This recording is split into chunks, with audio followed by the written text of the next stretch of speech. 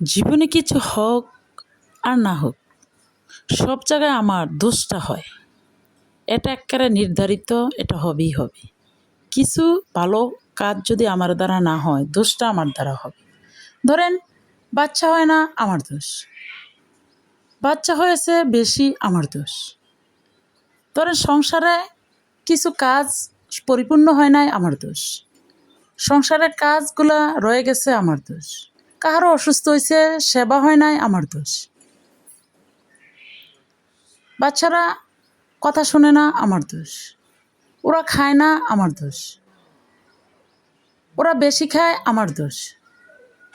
ওরা ঘুমায় না, আমার দোষ। ওরা লেখাপড়া করে না, আমার দোষ।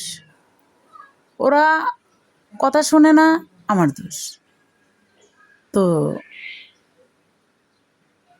প্রত্যেক ফ্যামিলিতে কিছু না কিছু লোক একটা ভারপ্রাপ্ত থাকে। সে লোকের সকল দোষ ঘাড়ে নিতে হয়।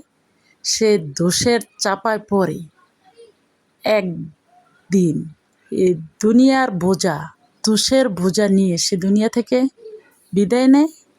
মৃত্যুর পরও যারা ওয়ারিশ দুনিয়াতে থাইকা যাইবে, ওরা যদি কোনো কর্মকাণ্ড ভুল ত্রুটি করে, কোনো কার্যকলাপে ভুল ত্রুটি করে, কথাবার্তা ভুল করে, তাও ওই মৃত ব্যক্তির দোষ থাকবে।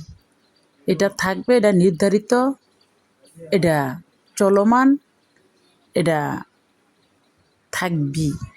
তো বিশেষ করে যারা বেশি সংসারে করে, যারা সংসারের প্রতি বেশি খাটে, যারা বেশি দায়িত্ব নেয়, যারা বেশি কইরা কাজকর্ম করে, এই লোকটার উপরই সকল দোষের ভার আইসা পড়বে।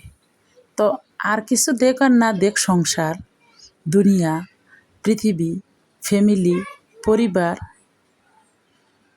দোষের ভারটা দিতে কিন্তু একটু দ্বিধা করতো না, একটু দেরি করতো না।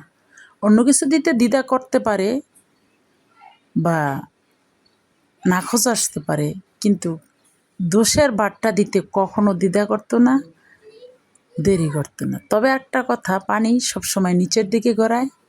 নিচের দিকে যারা আছে তাদের প্রতিই এই ভারটা চলে যায়, উপরের দিকে কখনো ওঠে না। কারণ উপরের দিকে তো পানি উঠতে পারে না, নিচের দিকে উঠে। নিচের দিকে গড়ায়, নিচের লোকটার প্রতি সব ভার, সব চাপটা আসে, দোষটা আসে। আরেকটা কি, একটা ফ্যামিলিতে শুধু একটা লোকই থাকে অন্য রক্তের এবং পর, আর সব থাকে আপন।